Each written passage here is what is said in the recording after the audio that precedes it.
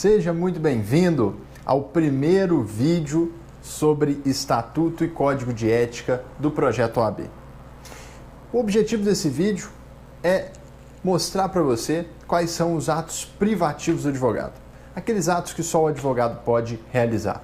Mas primeiro e antes de tudo, é preciso que você saiba que a atividade advocatícia deve ser exercida com a observância de 4 atos normativos. O primeiro e o mais importante deles é a Lei 8.906 de 94, que é o Estatuto da Advocacia. O segundo é o Código de Ética e Disciplina da Atividade Advocatícia.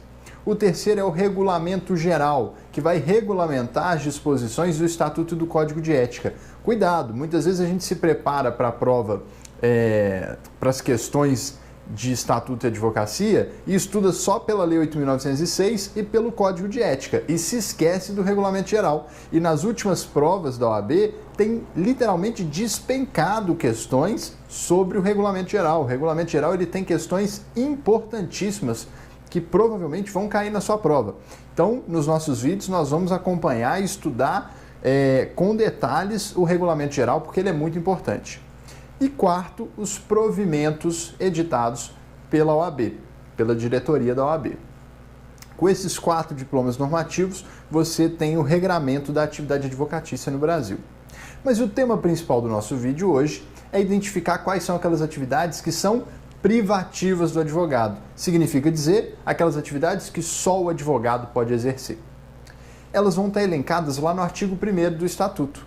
São atividades privativas do advogado: a postulação a qualquer órgão do Poder Judiciário e dos juizados especiais, está no inciso 1º, e também a atividade privativa da advocacia, a direção, a assessoria e a gerência jurídicas. Aqui, além disso, a consultoria, claro. Então, a consultoria, a direção e a assessoria jurídicas.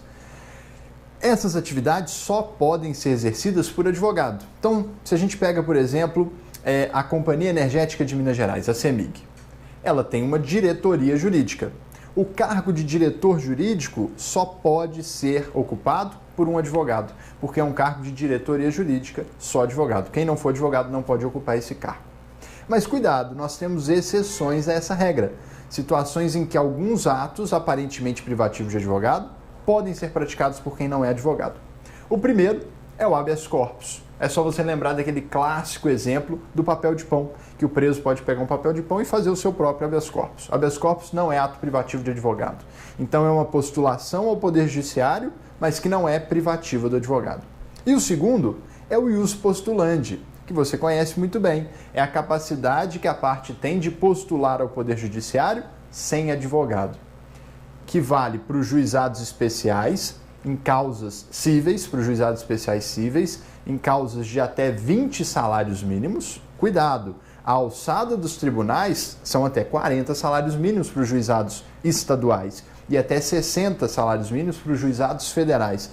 Mas até 20 salários mínimos vale o ius postulandi. Causas que sejam superiores a 20 salários mínimos e inferiores a 40, embora possam estar no juizado estadual, vão precisar de advogado. Então, o ius postulandi no juizado só para causas de até 20 salários mínimos. E também lá na Justiça do Trabalho, onde há o ius postulandi. O empregado pode ir sem advogado e fazer a atermação.